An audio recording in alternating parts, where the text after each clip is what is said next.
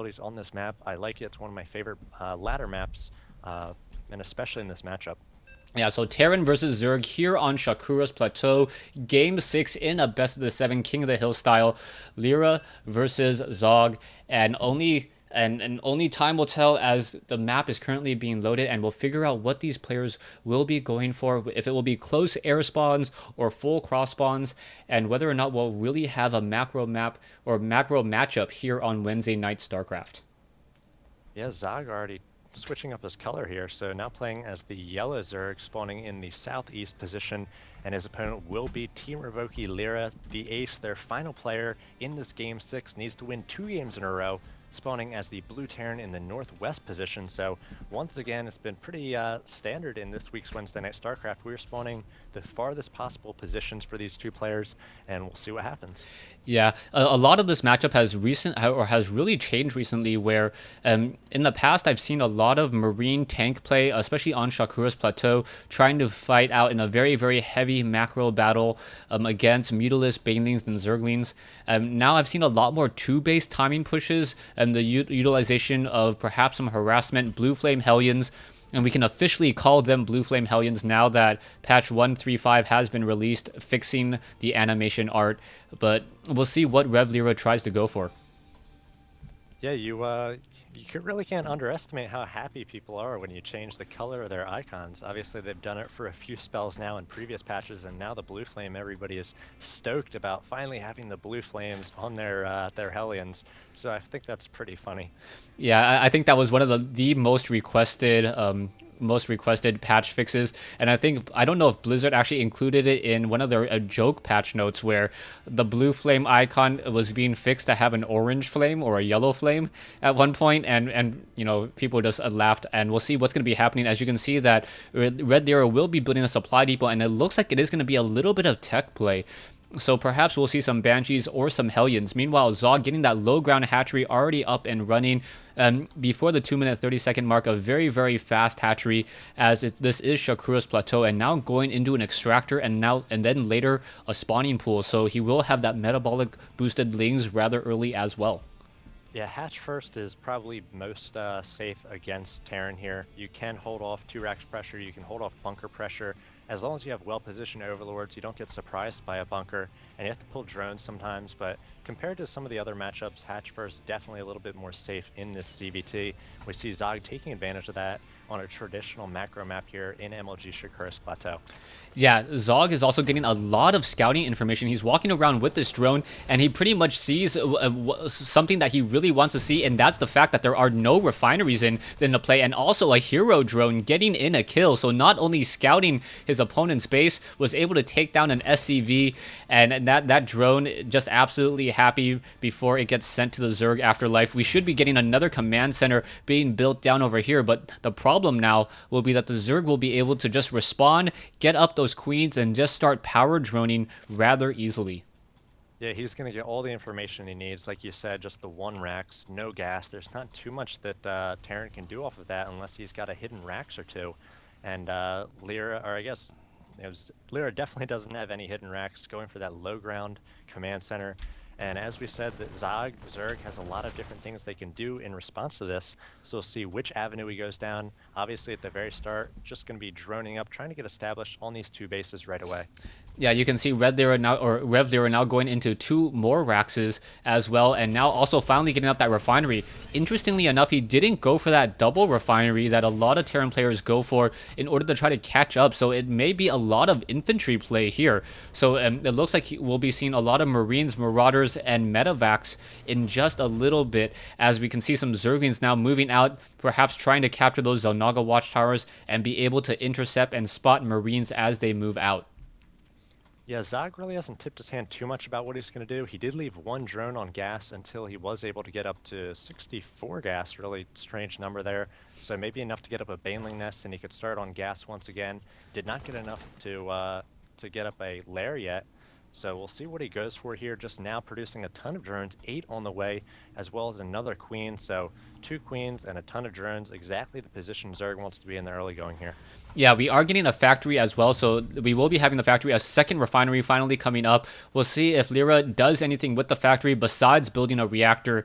We may see some tanks, but more than likely we may have a little bit of drop play as well, as Lyra cannot allow a Zerg player to just blindly power drone. He's sitting on 30 drones already. We are 6 minutes, 30 seconds into this game with 5 more drones currently coming in as well. And as Zog just continues to just dump his minerals, he should have a very, very easy time. Yeah, and he's just started up on gas once again when he does throw down the Roach Warren, so he's going for a lair as well. So we'll see what he actually goes for, whether he uses that Roach Warren. A lot of times you'll throw up a Roach Warren at some point just to be able to get out a few Roaches to defend against Hellions. So they're very powerful against non-stim Marines, no Marauders at the start. Or he could be going for a timing here off 2 base, and he might do that after showing it in the last game against a Protoss player. You can pretty much do the same thing against a Terran player. It's a little bit more difficult as the barracks have a lot of life at the front here, walled off, 3 of them, and a bunker behind. So we'll see what Zog is able to do just now, still droning up quite a bit, up to 42 drones. Yeah, so 42 drones versus 31. Lyra does have 2 mules currently in play, so that will definitely help him out in playing the catch-up game, economically speaking. We are going into Siege Tank with Siege Tech and also going into a Medivac, so I believe as soon as we have 3 tanks in position, that's normally the timing when Terrans move out. You're going to see the barracks lift off. Well, we should probably also have about 2 to 3 Medivacs as well in order to just try to deal some damage. There's not going to be stim, which is important on these Marines. The Marines are there just there to just try to protect the tanks. As you can now see some Overlords suiciding their way into the base, and now taking a look, sees the siege or sees the factory and also sees that starport. Lyra doing a nice job too, not pulling all of his Marines up there to kill an Overlord. You see a lot of players do that. They'll just use their 1A group to kill it, but you really show how many Marines you have when you do that. So you want to make your opponent work for that information, just using those 4 Marines. And at this point, Zog knows that he has up the starport, does not see any add-on on it, so he knows that probably just a few Medivacs coming out as the time, and drops are now in play, and we see a big drop moving in here into the main of Zog. Yeah, we'll see what the drop really tries to do. I'd be surprised if Lyra actually dropped on the high ground. Instead, going to drop on the low ground most likely, and then siege up there. The siege tank will be providing cover fire. A queen now coming over. Zergling's now trying to come in as well, but that queen taking off already 2 shells from the siege tank there, and now this extractor will get taken down. The queen getting some damage onto that medevac, but just playing a very, very safe game. We have 3 queens. Zergling's now coming in, and now the medevac going to be in a bit of trouble. Quickly gonna get shot down. They're down to 22 hit points. It may get taken down enough. No, it is not going to get taken down, but Red Lyra does need a retreat. He does not want to try to stick around any much longer, as the medevac already down to 14 hit points. Yeah, he was able to take down an extractor, stop mining there on the main for a while, so a win for him. Didn't lose any units, was able to pull back at the last second. The Muta's now coming out, so that's going to shut down that drop action from Terran for a little bit, especially if Zog is able to spread Overlords and get good sight. Zog now going for a relatively late third, but he did tech up a little bit, going for the Spire and getting up a Baneling Nest as well, so we will be using those Mutaling Bane that we see very popular in this matchup. Yeah, Lyra now has 8 Marines on this high ground starting location with a hatchery currently being built, and this may be a victory for Lyra. If Lyra is able to even just simply reset this hatchery, you can already see that a command center is currently being built by Lyra over here at the 9 o'clock position, but there are also Mutalisks out. You're going to quickly see that this hatchery going to at least try to buy some time. It looks like it will get taken down. Zergling is now trying to finally come over as well, and now it was able to reset this. Zergling is now simply swarming around the rest of those Marines, and we could be getting some Mutalisks in just a moment. A drone trying to grow up to be a hatchery, unable to do so. Mutalisks, however, able to finish off that medevac. Down it goes.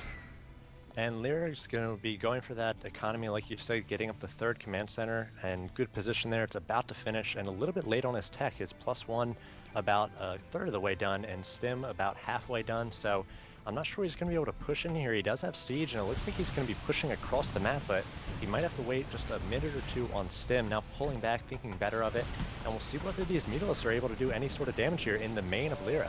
Yeah, it was at least able to pull back some of those SCVs from mining. A lot of those SCVs weren't mining for a bit of time. The Mutalisks now able to just pull away a good Overlord spread by Zog. So Zog finally using those Overlords as the good scouting owls that they are, as the Viking, however, going to be able to to do some Overlord hunting, and that may be a bit of a problem, but there should be more than enough Mutalisks in this flock in order to shoot down that Viking.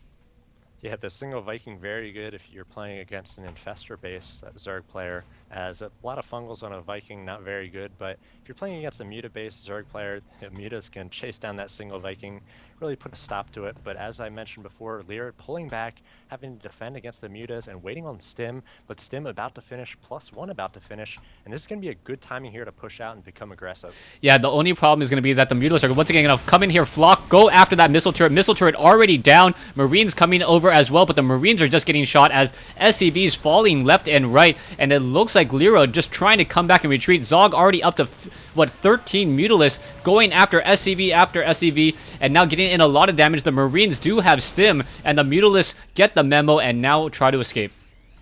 And there's another drop going on in the main of Zog, so we see both players dueling with harassment here. A drop from the Terran player and Mutas coming from the Zerg player. Right now, 24 drone kill or SCV kills for Zog, 13 drone kills for Lyra, so both players exchanging a little bit of damage here, and the Mutas coming home here to try to shut down this drop, and the Mutas coming back is going to give Lyra the opportunity to move with his tanks and his Marines across the field here, getting good position. Nice creep spread from Zog so far, as we see missile turrets going up for Lyra as well.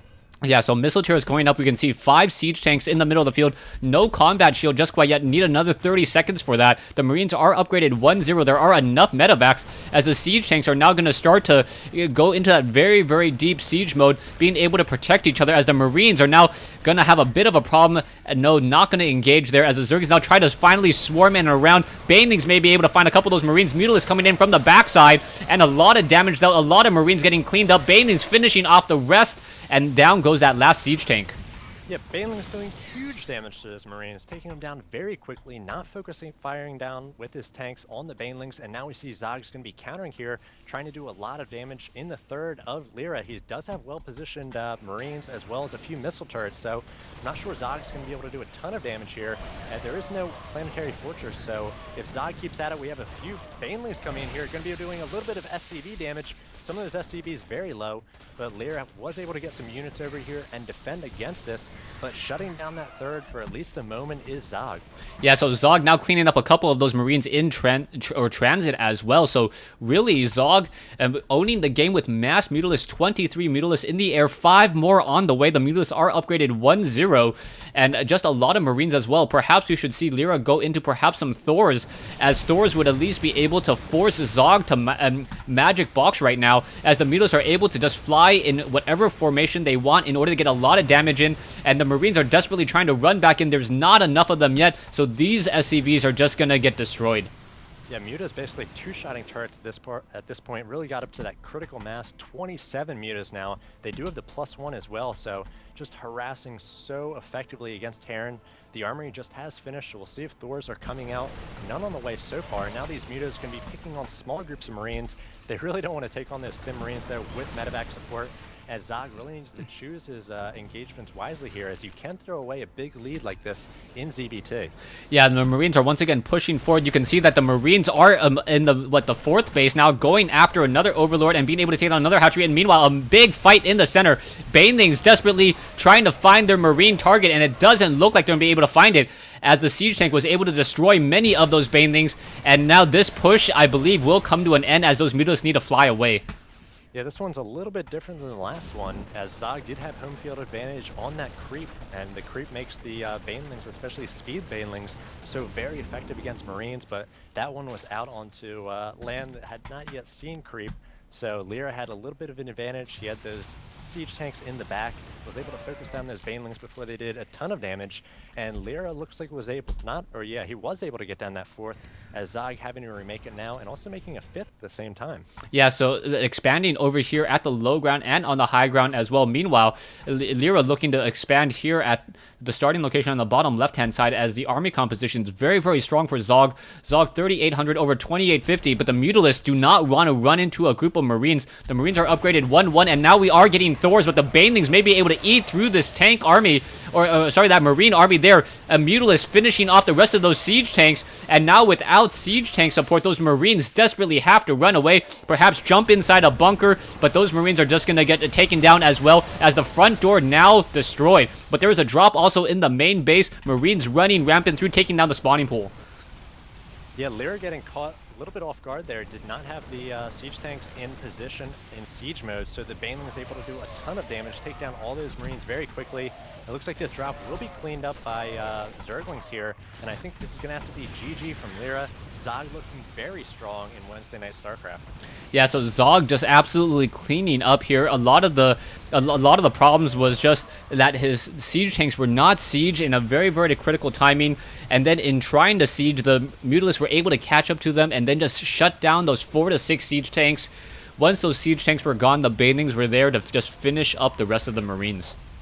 And I'm excited to see another strong vVvV player here, as hopefully we see Zog in future Wednesday Night StarCrafts adding another strong player to your roster. Definitely a smart move when you do host a clan war like this every Wednesday night. So I'm excited to see him in the future after a very strong showing in his first Wednesday Night StarCraft. Yeah, Zog, not only did he have a strong showing, he also demonstrated a lot of different styles of play. It's also really important that you have different styles of play to adapt to your opponent. Zog going for mass Mutalisk this time around, a much more macro style. We can see him go into the micro style as well, as we saw some Zerg versus Zerg mirror matches early on.